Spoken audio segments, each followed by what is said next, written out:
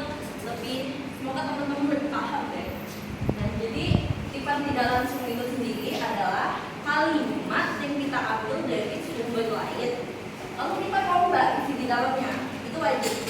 Kita ubah kata-katanya di dalam-dalamnya, kita ubah, tapi maknanya kita nggak boleh hilangin. Jadi dia itu cuma kata-katanya aja yang kita ubah, dan dia nggak boleh, nggak wajib, dia nggak boleh pakai kata penting dua.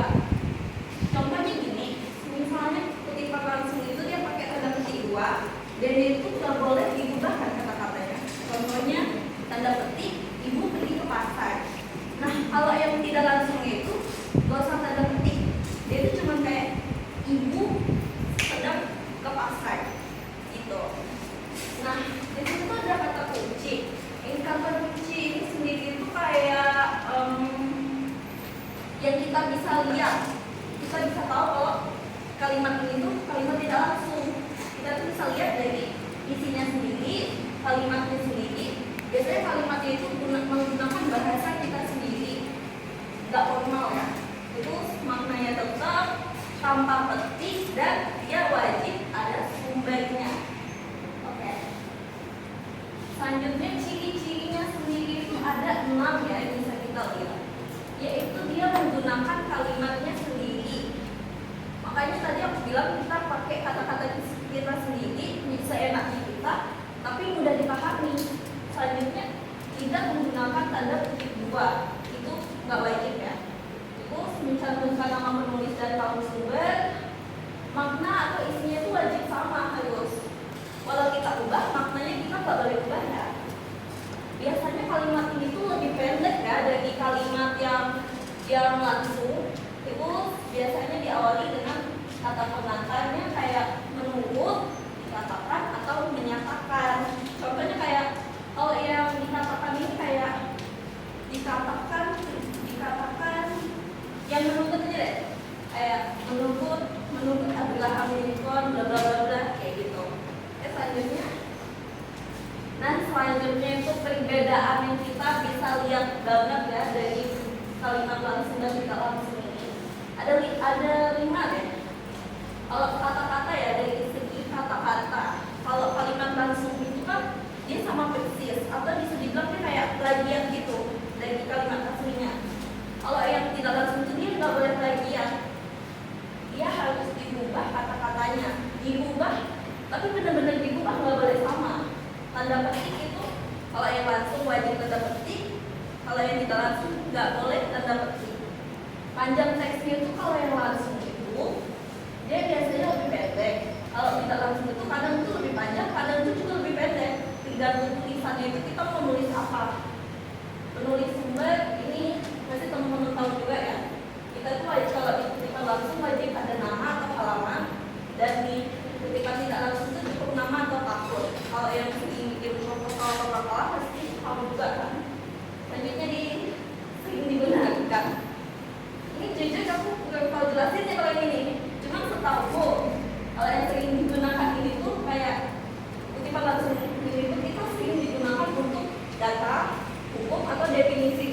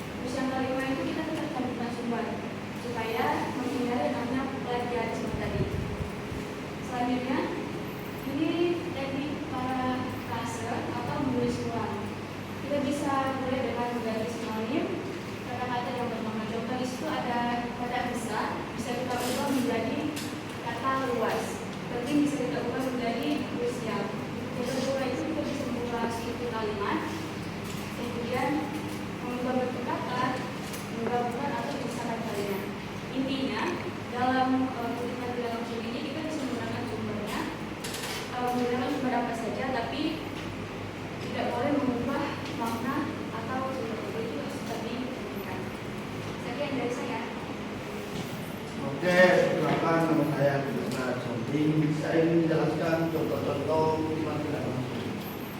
Jadi eksistensi ini membaca adalah jendela dunia. Dengan membaca, seseorang dapat mengetahui banyak hal tanpa harus pergi ke tempat yang jauh.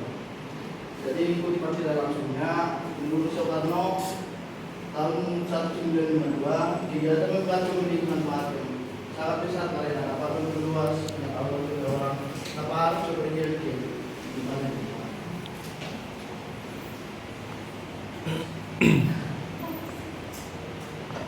Oke, yang kedua itu bukan tidak langsungnya. Desain itu benar teknologi dalam pendidikan terbukti meningkatkan motivasi dan hasil belajar siswa secara signifikan.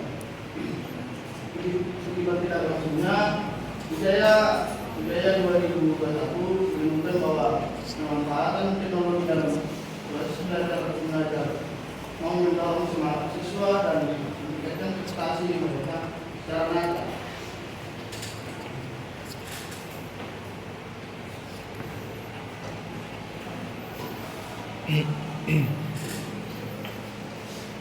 Oke, kata-kata tahun itu tidak langsung biasanya diawali dengan kata atau frasa pengantar berikut.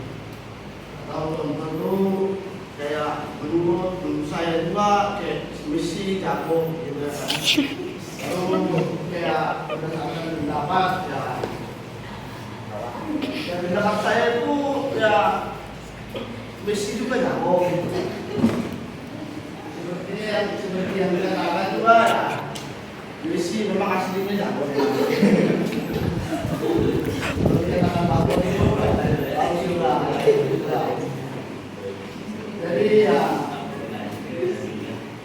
Jadi ya inilah contoh dari itu semua saya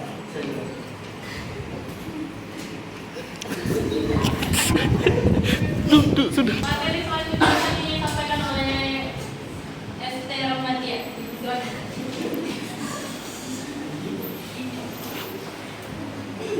Baik, selanjutnya saya akan menjelaskan cara menulis sumber kutipan. Kutipan tidak langsung wajib mencantumkan sumber. Ada dua posisi penempatan. Yang pertama itu sumber di awal kalimat. Formatnya nama penulis, dalam kurung tahun menyatakan titik-titik. Contohnya seperti Santoso dalam kurung 2019 menyebutkan bahwa penggunaan media visual dapat meningkatkan daya ingat siswa. Yang kedua yaitu sumber di akhir kalimat, titik-titik dalam kurung nama penulis, koma, tahun, titik. Contoh penggunaan media visual dapat meningkatkan daya ingat siswa. Dalam kurung Santoso, koma, 2019, titik. Pendidikan. Penulisan di dalam teks yang pertama, jika satu penulis kita wajib menulis nama penulisnya dan tahun. Lalu jika dua penulis kita menggunakan tanda penghubung dan, lalu tahunnya.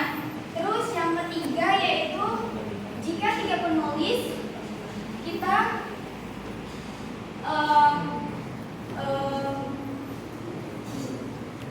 cukup tulis nama tulis pertama lalu menambahkan kata at atau all, 2021, titik. Terus yaitu di daftar pustaka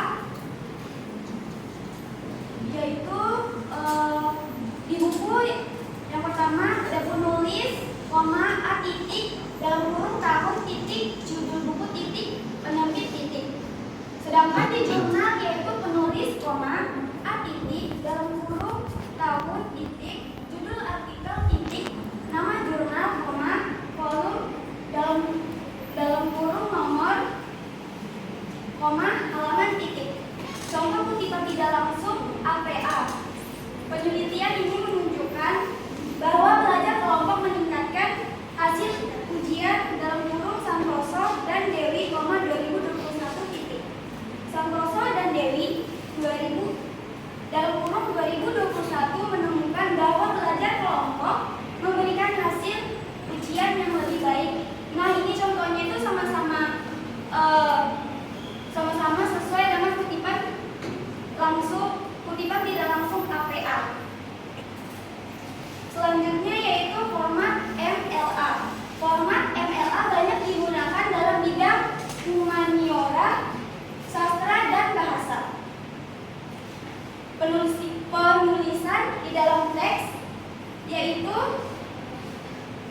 kita cukup nulis nama penulis dan nomor halaman. Contohnya seperti Santoso 45. Kalau tanpa nama penulis, kita wajib tulis judul singkat, lalu nomor halamannya. Contohnya seperti tanda kutip pendidikan 12. Terus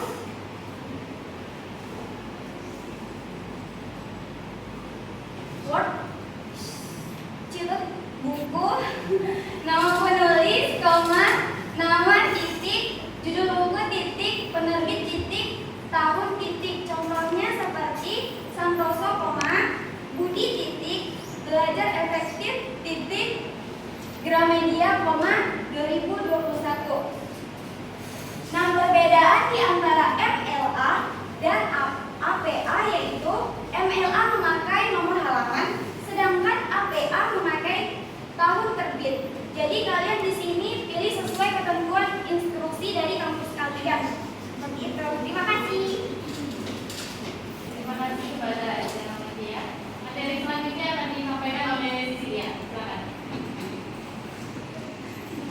Baik, di sini saya akan menjelaskan tentang format penulisan dalam bahasa Indonesia. Dalam penulisan karya ilmiah bahasa Indonesia, umumnya mengikuti pedoman EYD dan sistem catatan kaki atau catatan akhir. Yang pertama itu sistem Concordance atau mirip APA. Kutipan menurut Raharjo dalam kurun tahun 2020, pendidikan karakter sangat penting ditanamkan sejak dini. Contohnya Raharjo M tahun 2020, pendidikan karakter bangsa, Jakarta Erlangga. Yang kedua, sistem catatan kaki footnote. Kutipan pendidikan karakter penting ditanamkan sejak dini. Contohnya M Raharjo, pendidikan karakter bangsa, dalam kurung Jakarta Erlangga tahun 2020, halaman 23. Yang ketiga, sistem nomor Anggoret. Kutipan pendidikan karakter sangat penting ditanamkan sejak dini, dalam kurung 1. Contohnya dalam kurung 1 Raharjo, M titik pendidikan karakter bangsa Erlangga tahun 2020. Selanjutnya, kesalahan umum dalam kutipan tidak langsung, hanya mengganti 1-2 kata saja, sisanya sama persis. Ini bukan parafrase, ini tetap plagiarisme. Tidak mencantumkan nama penulis atau tahun, wajib ada sumber, mesti kalimat sudah diubah. Mengubah makna sehingga berbeda dari aslinya. Makna harus tetap sama dengan teks aslinya. Menambahkan tanda petik di kutipan tidak langsung. Tanda petik hanya untuk kutipan langsung. Lupa mengecek kembali dengan teks asli. Selalu bandingkan agar makna tidak meleset. Selanjutnya,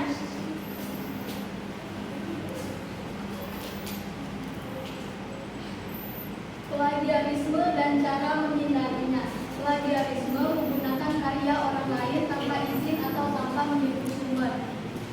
Cara menghindari plagiarisme, selalu cantumkan nama penulis dan tahun terbit. Yang kedua, tulis ulang dengan kalimat sendiri dalam kurung parafrase. Yang ketiga, gunakan tanda petik jika ingin mengutip langsung. Yang keempat, masukkan semua sumber ke dalam daftar pustaka. Dan yang terakhir, gunakan aplikasi cek plagiarisme sebelum mengumpulkan. Selanjutnya, kutipan tidak langsung dalam karya ilmiah. Dalam skripsi, tesis, atau jurnal ilmiah, kutipan tidak langsung paling sering digunakan karena menunjukkan penguasaan literatur yang luas, memudahkan integrasi banyak sumber dalam satu paragraf, memperlihatkan kemampuan analisis penulis, menjaga keterbacaan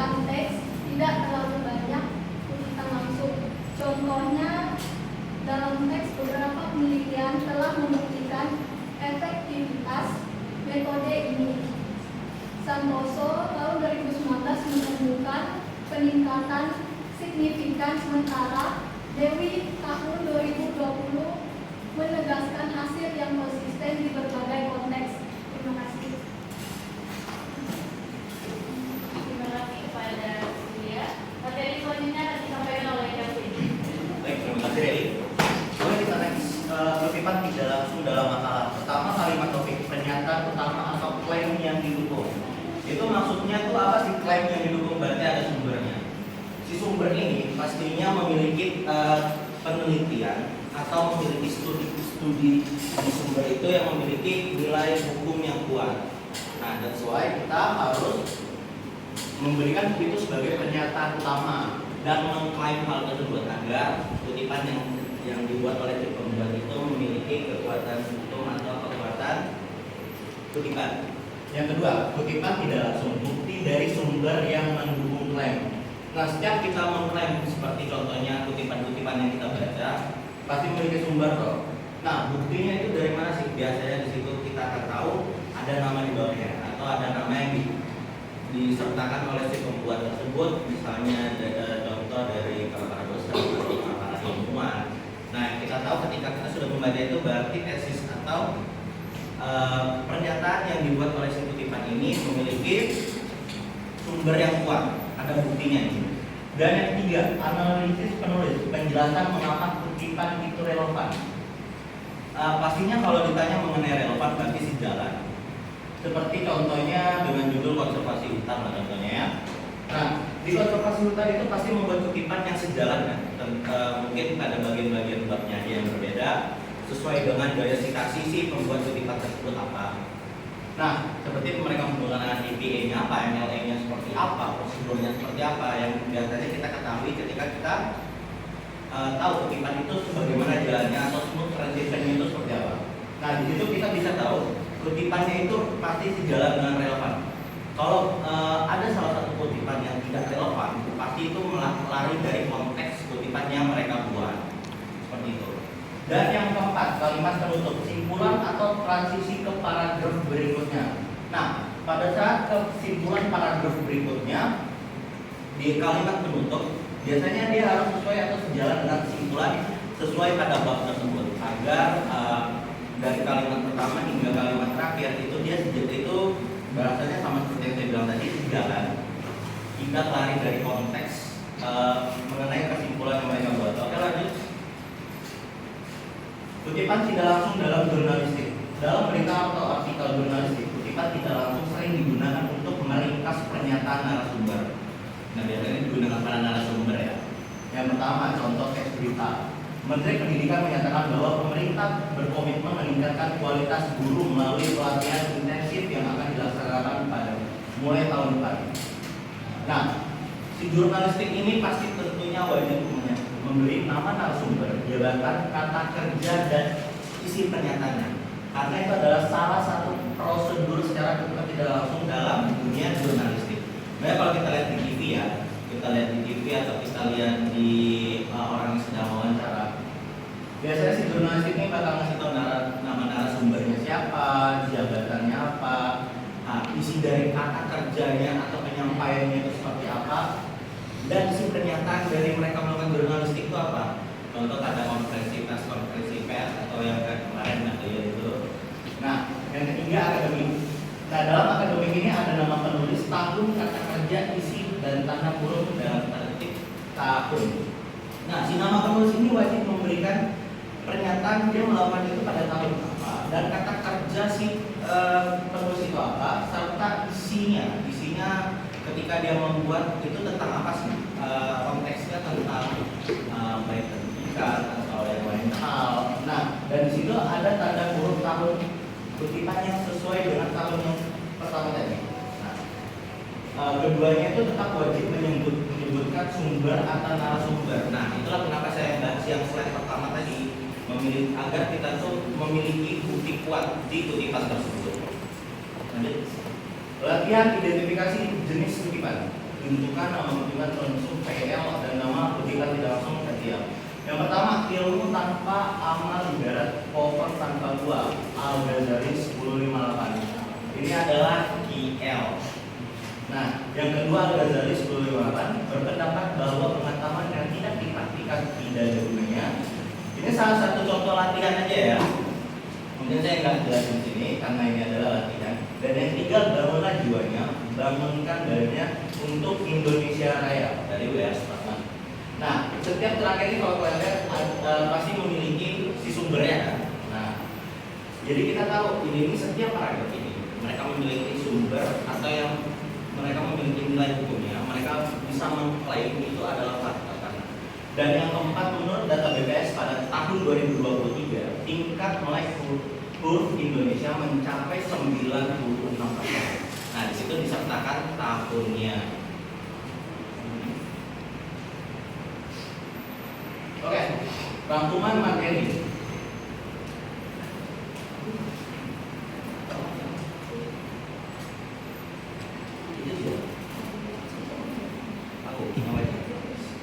Oke, pada rangkuman materi, kutipan tidak langsung itu adalah menyampaikan isi sumber dengan kalimat sendiri.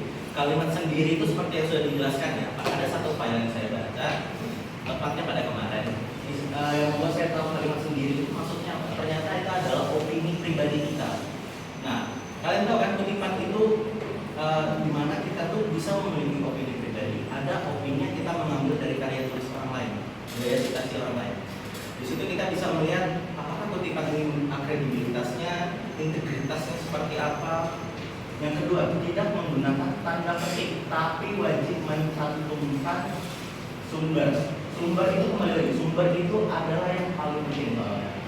Tidak menggunakan tanda petik itu kenapa? Karena ada beberapa kata-kata yang memang kita tidak apa-apa tidak menggunakannya. Tapi ada yang paling penting pada saat penulisan sumber dan lain hal. Kita perlu wajib memberikan tanda petik dan juga beberapa paragraf yang ketika paragraf tersebut sudah selesai artinya, nah disitu kita harus memberikan tanda simbol untuk mengakhiri paragraf tersebut agar ketika kita melanjutkannya artinya itu tidak melenceng dan tidak lari dari konteks. Karena kalau kita tidak memberikan hal tersebut, biasanya artinya dia akan lari kemana-mana dan membuat si pembaca itu bingung ini maksudnya apa. Yang ketiga, teknik ganti sinonim dan ubah struktur kalimat atau ubah bentuk kata. Nah, ini adalah salah satu teknik-tekniknya ya, ganti sinonim, ubah struktur kalimat, ubah bentuk kata yang biasanya kita sudah ketahui. Bahkan ini kalau saya belajar dari SMA seperti sinonim, struktur kata. Di kita kalau di situ pasti ada fondasi-fondasinya dari kata-kata tersebut dan bentuk kata-kata apa aja sih yang biasanya kita pelajari dalam penulisan kutipan yang sedang kita buat atau yang berkaitan, yang relevan. Yang keempat, gunakan kata pengantar, menurut, menyatakan, berpendapat dan lain-lain. Biasanya kalau kita lihat di buku di kata-kata pengantar pasti ada menurut si ini menyatakan dari pernyataan si ini berpendapat ya siapa aja itu misalnya pakai gaya lain-lain. Jadi kita tuh tahu hasil dari penulisan ini ternyata ada opini orang di situ dan opini orang tersebut kembali lagi seperti yang saya bilang itu memiliki sumber. Nah jadi ketika kita membuat itu kita juga bisa mempertanggungjawabkan apa yang kita buat. Oke, selesai ternyata. Terima kasih.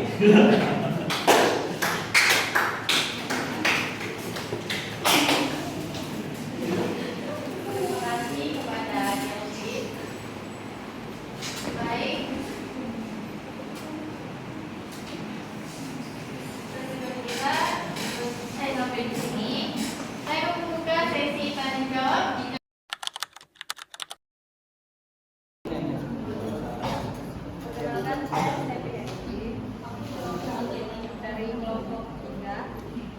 Ini saya akan bertanya tentang kutipan tidak langsung dalam karya ilmiah. Pertanyaannya, apa dampak terhadap kredibilitas karya ilmiah jika penulis terlalu banyak menggunakan kutipan tidak langsung tanpa analisis pribadi? Bukannya kelas Luar silakan. Perkenalkan,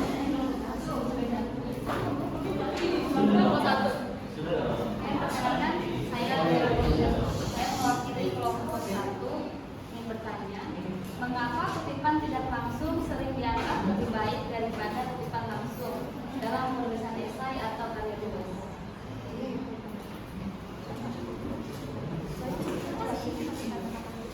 Baik, terima kasih.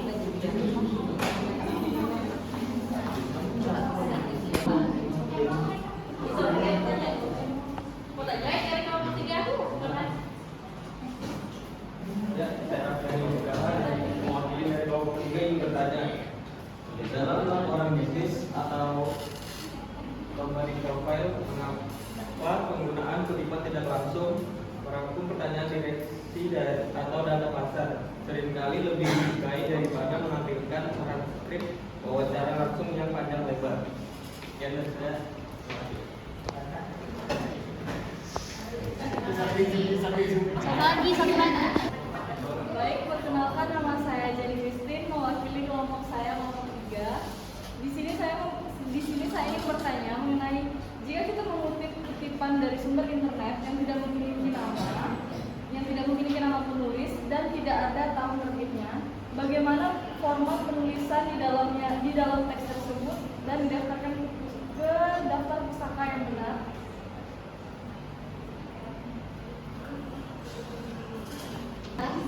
Oke, perkenalkan, nama saya Kartina. Di sini saya mewakili dari kelompok 1.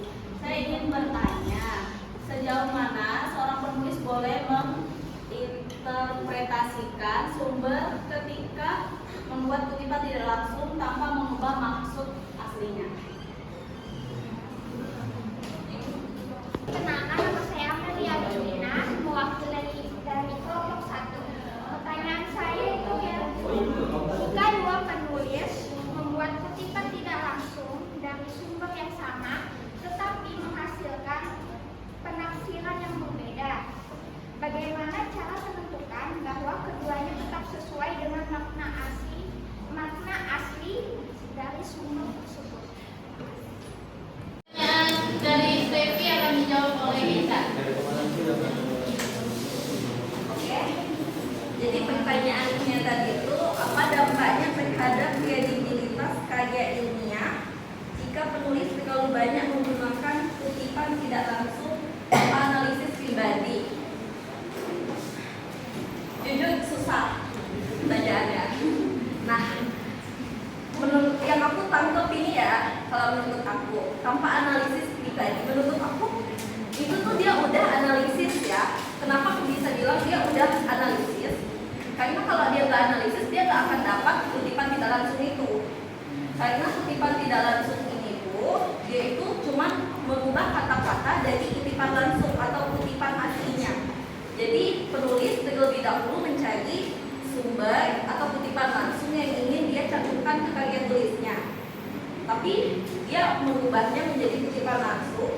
Itu dia cuma mengubah kata-katanya, tapi maknanya, citasinya dan lain-lain tidak diubah. Jadi dampaknya kalau menurut aku, dampaknya positif.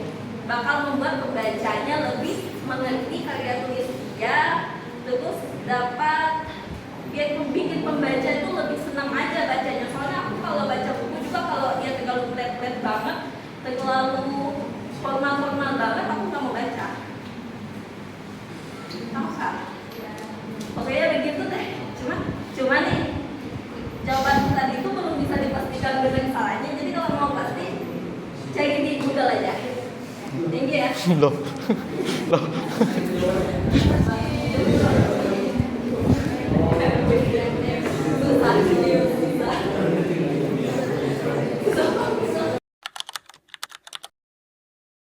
Buat file tersebut.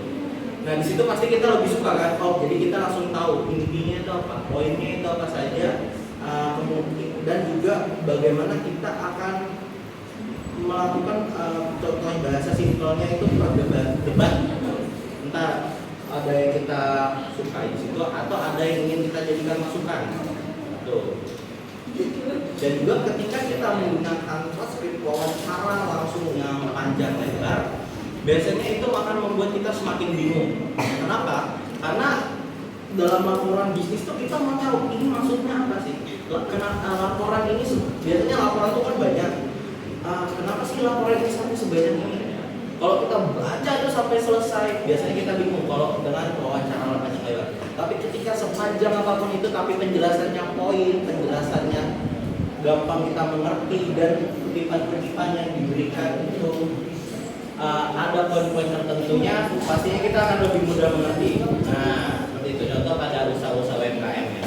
Biasanya mereka kayak ngasih tahu produk-produk mereka, pasti poin-poinnya kita lebih ngerti ya, karena mereka lebih simpel aja kan soalnya. Ya, daripada kita harus membaca kayak stok saham yang banyak, mereka punya pernyataan dan yang hal kita buat lebih kurang. Jadi begitu. Apakah bisa dimengerti? Oke, terima kasih.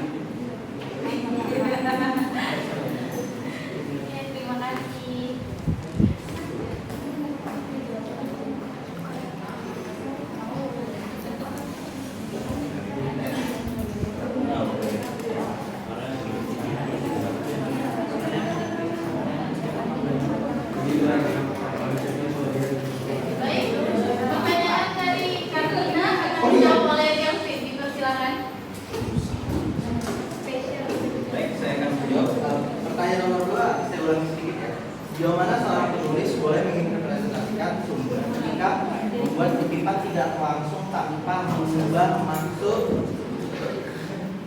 Maksudnya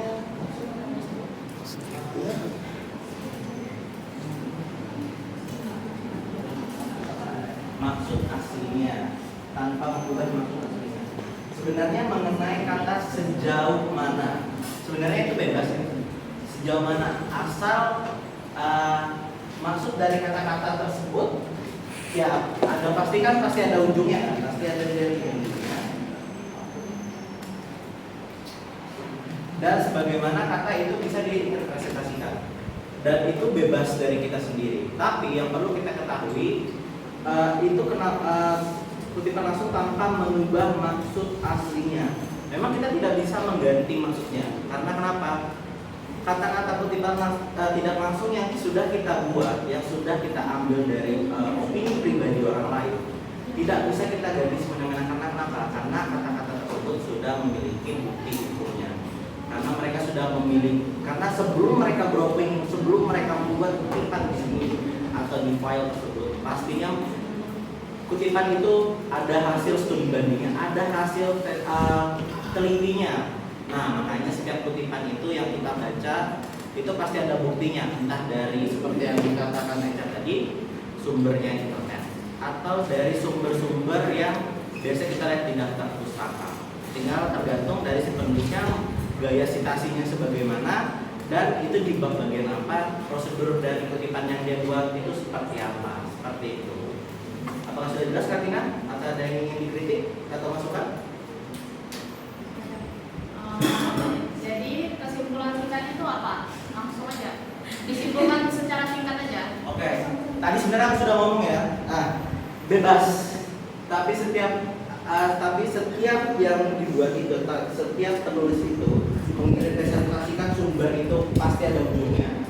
Nah, di situ yang pasti kita tidak bisa mengganti dari maksud aslinya, karena itu adalah opini pribadi orang lain. Kalau opini pribadi dari kita bisa modifikasi. Asal memiliki tanda petik dan simbol baca. Baik, terima kasih. Oke, terima kasih. Oke, baik, terima kasih.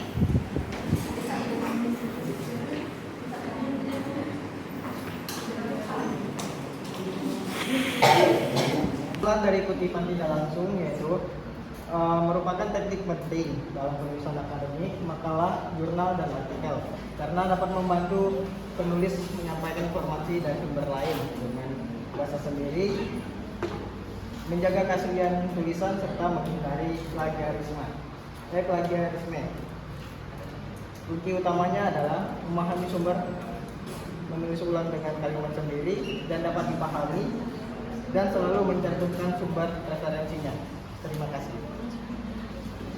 Jadi kalau misalnya di Dapus, kita tinggal ngambil kayak kita tulisnya HTTPS, Wikipedia, itu apa yang kita ambil itu, lalu tahunnya itu kita bisa ngambil dari tahun kapan itu diterbitkan di media itu. Oke, ya. Jadi tapi udah paham nggak sih? Paham sih. Lalu tapi jangan diikutin, soalnya aku nggak tahu ini benar atau salah. Oke.